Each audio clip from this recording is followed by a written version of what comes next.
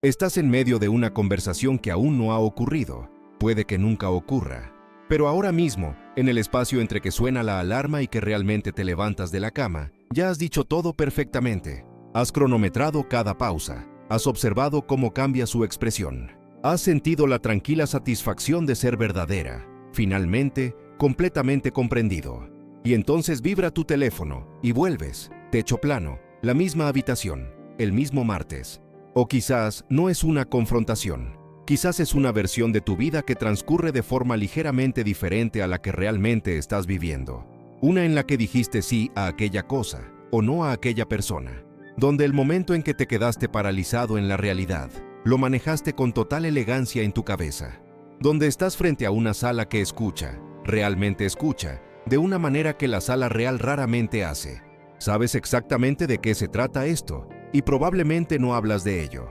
No porque te avergüence, exactamente, sino porque es difícil de explicar sin parecer que has perdido el contacto con la realidad. Y no lo has perdido.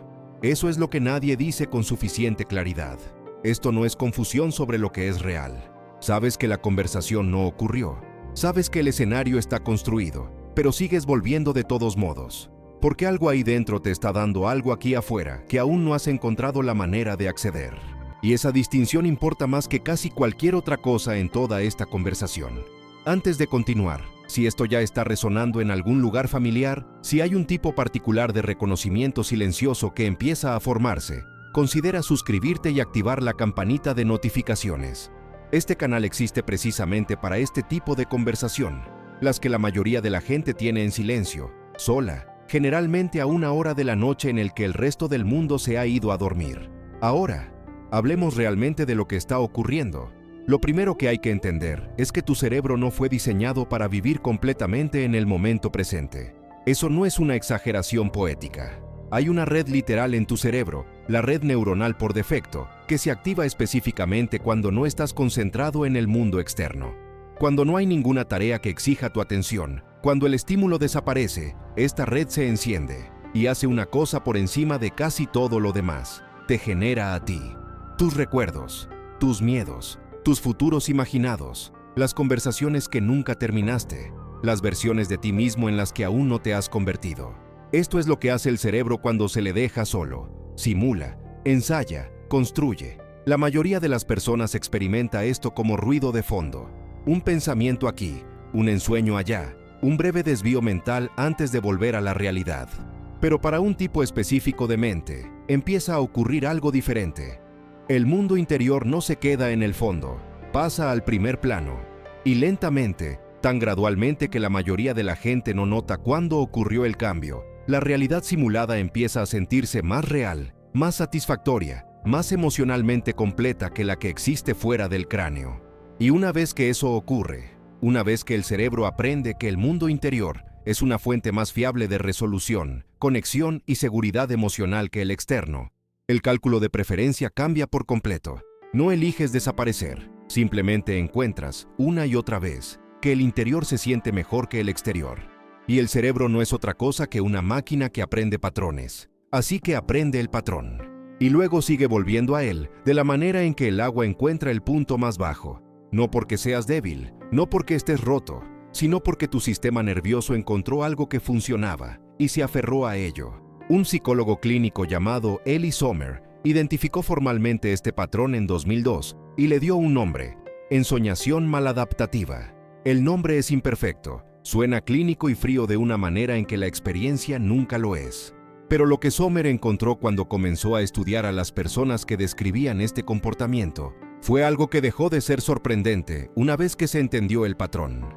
Casi universalmente, las personas que desarrollaron mundos interiores profundamente inmersivos, que pasaban horas dentro de narrativas que habían construido enteramente en sus propias mentes, con personajes recurrentes y tramas que evolucionaban a lo largo de meses y años, tenían algo en común. El mundo interno les estaba dando algo que el externo no había dado. No distracción, no pereza, no escapismo en la manera despectiva en que la gente usa esa palabra. Algo más específico, más doloroso, más humano que todo eso. Control, resolución. Una versión de conexión que se sentía segura de una manera en que las relaciones reales, en algún momento, no lo habían sido. Y cuando entiendes eso, el comportamiento deja de parecer un mal funcionamiento y empieza a parecer una adaptación. Una adaptación silenciosamente brillante, profundamente privada y completamente comprensible. Piensa en lo que realmente te ofrece un escenario ensayado. Tienes el control de cada variable. Sabes lo que va a decir la otra persona porque has escrito ambos lados de la conversación. Sabes cómo termina. Puedes pausarlo, rebobinarlo, cambiar el resultado por completo. Puedes decir finalmente lo que llevas 3 años guardando. Puedes recibir el reconocimiento que nunca obtuviste. Puedes sentirte comprendido de una manera que la vida real, con su imprevisibilidad y sus frases a medias y sus personas que a veces simplemente no lo entienden, no siempre puede proporcionar. La intimidad real es aterradora y lenta. Implica vulnerabilidad y timing, y la posibilidad muy real de que la otra persona todavía no entienda, incluso después de que hayas explicado todo. Las conversaciones reales no siguen el guión. Las personas reales tienen sus propias defensas, sus propios puntos ciegos, su propio ruido. Y a veces, después de suficiente decepción en el mundo externo, el cerebro empieza a tomar una decisión muy silenciosa y muy racional. ¿Por qué arriesgarse ahí afuera cuando puedes tener la resolución aquí adentro? Eso no es disfunción. Eso es un sistema nervioso haciendo exactamente lo que hacen los sistemas nerviosos. Está encontrando el camino de menor resistencia hacia la experiencia emocional que necesitas. Y para algunas personas, ese camino corre hacia adentro. Esto es lo que la investigación también señala, y esta es la parte que tiende a impactar de manera diferente. Esto no tiene que ver con la creatividad. Algunas de las personas más imaginativas del mundo no experimentan esto en absoluto. Y algunas personas que nunca han escrito una frase de ficción en sus vidas, que no se consideran creativas en ningún sentido tradicional, hacen esto todos los días, de forma compulsiva, durante horas. Lo que realmente está vinculado es algo llamado absorción. Es un rasgo de personalidad asociado con el enfoque profundo e inmersivo. La capacidad de perderse completamente en una experiencia, ya sea música, una película, una conversación o un texto escrito. Las personas con alta absorción no solo notan las cosas, son absorbidas por ellas. Una canción no suena simplemente de fondo, llena toda la sala de su atención. Una escena triste en una película no solo se registra, se asienta en su pecho durante horas después. Estas son personas que sienten con una intensidad inusual, y lo que eso significa a menudo, en la práctica, es que el mundo puede ser demasiado. Los entornos sociales son más ruidosos, las apuestas emocionales son más altas. Los estados de ánimo de otras personas llegan como frentes meteorológicos en lugar de observaciones pasajeras. Y cuando eres alguien que siente tanto, a menudo necesitas un lugar donde procesar todo eso, un lugar seguro, un lugar con paredes. El mundo interior se convierte en ese lugar, una habitación que construiste tú mismo, donde la temperatura emocional es siempre algo que puedes manejar. Eso no es escapismo, eso es regulación, y la distinción entre esas dos cosas es toda la conversación. Pero aquí está la parte que nadie te dice. El mundo interior no funciona solo como alivio. Esto funciona realmente como una práctica constante. Y aquí es donde se vuelve genuinamente interesante. Cuando ensayas una conversación, incluso una que nunca va a ocurrir, no estás perdiendo el tiempo. Tu cerebro no distingue claramente entre una experiencia vívidamente imaginada y una real a nivel del procesamiento emocional. Las vías neuronales que se activan cuando imaginas decir algo con confianza, cuando te visualizas manejando algo con elegancia, cuando construyes una versión de los eventos donde las cosas salen de la manera en que necesitabas que salieran, esas vías se están fortaleciendo. La resolución imaginada está haciendo algo real dentro de ti, incluso cuando nunca sale de ti hacia el exterior. Por eso las personas que experimentan esto intensamente, a menudo están sentadas sobre una enorme cantidad de inteligencia emocional, que simplemente no ha encontrado todavía un canal de salida suficientemente seguro. Han estado practicando toda su vida. Saben lo que se siente la resolución, aunque la hayan sentido sobre todo en soledad. Saben lo que se siente ser comprendido, porque se han comprendido a sí mismos en la privacidad de sus propios mundos construidos. La riqueza es real, la profundidad es genuina. La única tragedia es cuando alguien decide que esa profundidad solo es segura cuando es invisible. Hay un tipo particular de vergüenza que se adhiere a este comportamiento. Y vale la pena nombrarlo específicamente, porque opera de una manera que hace que el ciclo sea más difícil de romper. Cuando resurges de una larga secuencia interna, cuando vuelves a la habitación después de 30 minutos, 1 hora A veces más, hay un regusto, difícil de nombrar pero inmediatamente reconocible. No es exactamente culpa, no es exactamente vergüenza, es algo más parecido a una conciencia repentina del tiempo. El mundo siguió moviéndose, tú estabas en otro lugar, y hay un breve momento en que ves la brecha entre dónde estabas y dónde está tu vida, y se siente a la vez vasta e imposible de explicar. Y antes de que hayas decidido conscientemente nada, ya estás derivando de nuevo hacia adentro. Porque la vergüenza no te empuja hacia el mundo exterior, te empuja de vuelta al interior. Porque en el interior la vergüenza no te sigue. Donde la versión de ti que existe allí no tiene que dar cuenta de la brecha. El ciclo se agrava, la vergüenza alimenta la necesidad. La necesidad profundiza el retorno. Y gradualmente el mundo interior ocupa cada vez más el espacio donde se suponía que debía construirse la vida externa. Esta es la parte que puede empezar a costar algo. No porque el mundo interior esté mal, sino porque cuando empieza a funcionar como una alternativa a vivir, en lugar de como un complemento, algo queda sin tocar. Relaciones que podrían haber sido más profundas. Momentos que recibieron solo la mitad de tu presencia. Versiones de ti mismo que nunca tuvieron del todo la oportunidad de ser puestas a prueba en el mundo real.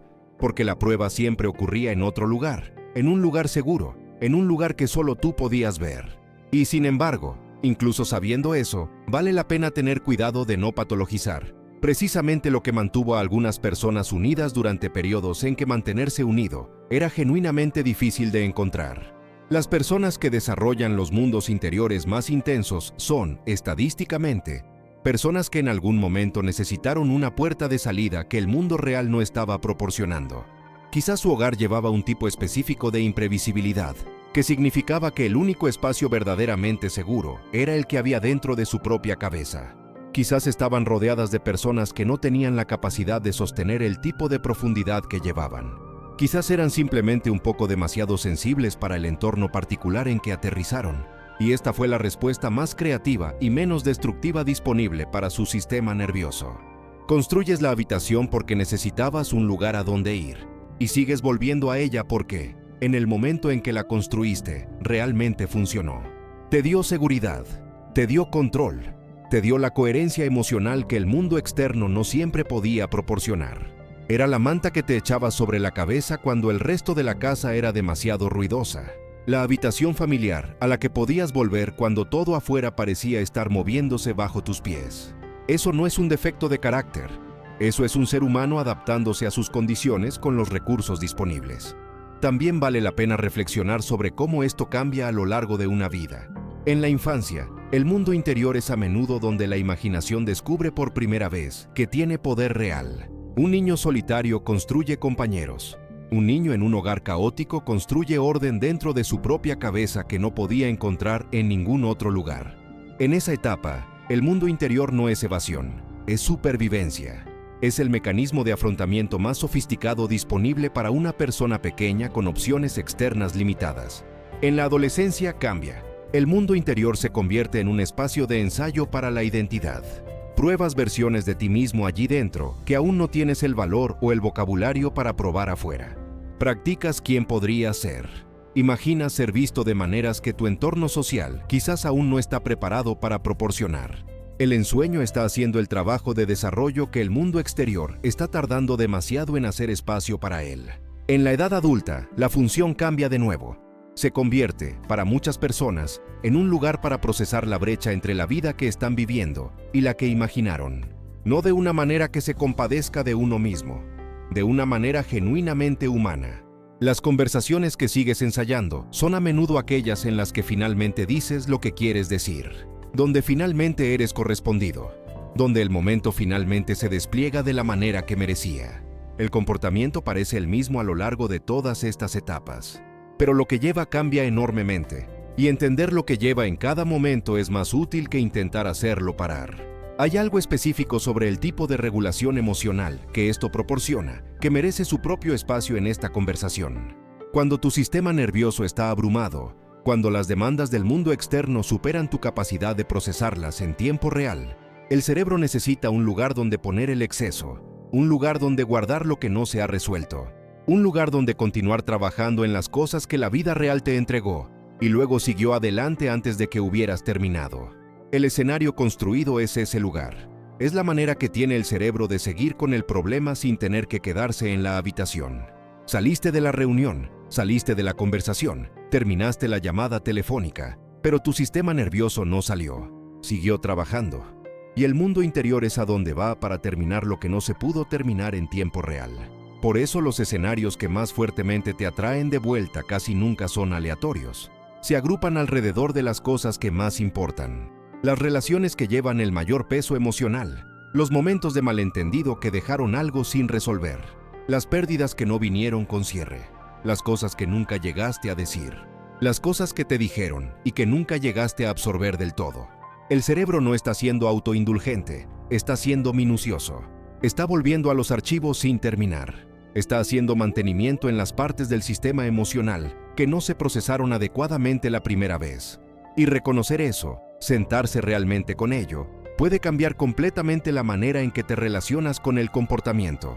Porque en lugar de verlo como algo en lo que derivas contra tu voluntad, puedes empezar a verlo como una señal. Una señal de que algo ahí dentro todavía está pidiendo atención, todavía esperando ser metabolizado, todavía buscando la resolución que nunca encontró del todo. Las personas que experimentan esto más intensamente, a menudo comparten una cualidad particular, y no es lo que la mayoría de la gente espera. No son personas que hayan renunciado al mundo real, son personas que se preocupan por él casi demasiado, que sienten la brecha entre lo que es y lo que podría ser con una nitidez inusual, que quieren profundidad y honestidad y contacto emocional real en sus relaciones, pero que a menudo han descubierto, a través de la experiencia, que el mundo no siempre facilita pedirlo.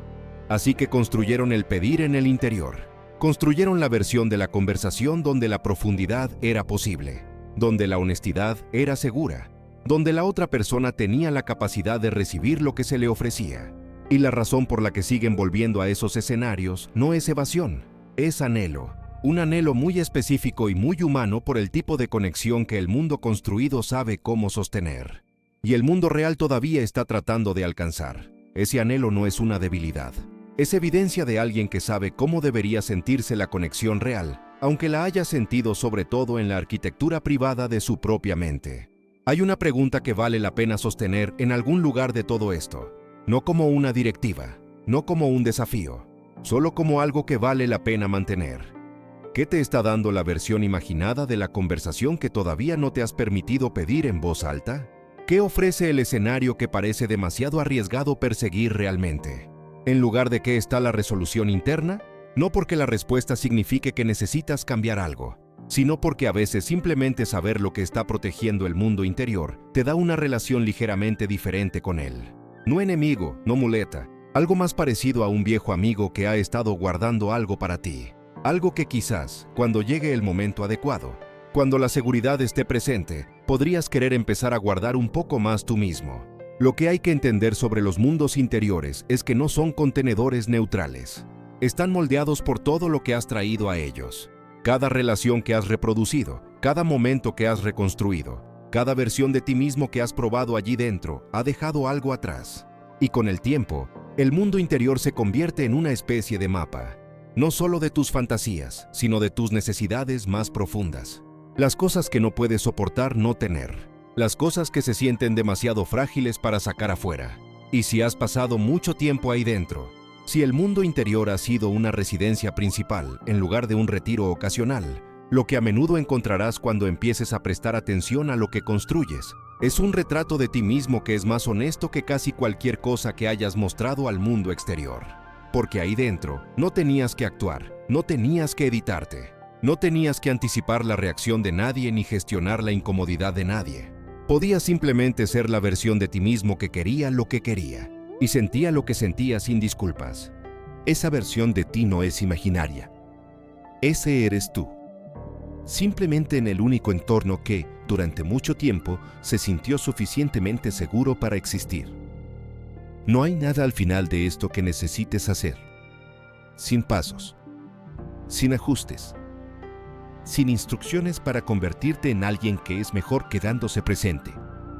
De eso no se trata esto. De lo que se trata esto, en su esencia, es de un comportamiento que emergió de una mente que intentaba cuidarse a sí misma. Una mente que necesitaba resolución o seguridad o conexión o control. y encontró la manera de construir esas cosas internamente cuando no estaban disponibles de forma fiable externamente. Y eso no es una patología. Eso es ingenio. Ingenio silencioso, privado e invisible. Si has pasado años desapareciendo en escenarios que nadie más podía ver y llevando el zumbido de baja intensidad de la vergüenza por ello, esa vergüenza nunca fue merecida. Se tomó prestada de una cultura que no tiene buen lenguaje para la vida interior y que tiende a tratar cualquier comportamiento que no puede ver como sospechoso. El mundo interior que construiste siempre fue tuyo, construido con tu arquitectura particular, tu historia particular, tu profundidad particular de sentimiento. Y cualquier cosa que haya estado haciendo por ti, ya sea refugio o ensayo, o simplemente el único lugar donde alguna vez te hayas sentido completamente tú mismo, ha sido una respuesta legítima a una necesidad real. No necesitas ser reparado, nunca lo necesitaste. Solo necesitabas que alguien describiera lo que has estado cargando de una manera que finalmente tuviera sentido. Si esto te encontró en un momento en que ese sentido era algo que necesitabas, eso no es un accidente. Eso es tu propia mente, a su manera, todavía haciendo lo que siempre ha hecho. Todavía buscando la versión de las cosas donde finalmente te sientes comprendido. Y si este video fue aunque sea una pequeña parte de eso, entonces hizo exactamente lo que debía hacer. Si esto resonó contigo, considera suscribirte y dejar un me gusta. Genuinamente ayuda a que este tipo de contenido llegue a las personas que más lo necesitan. Las que están mirando en silencio a medianoche, reconociéndose a sí mismas en palabras que nunca habían escuchado en voz alta. Para eso existe este canal. Nos vemos en el próximo.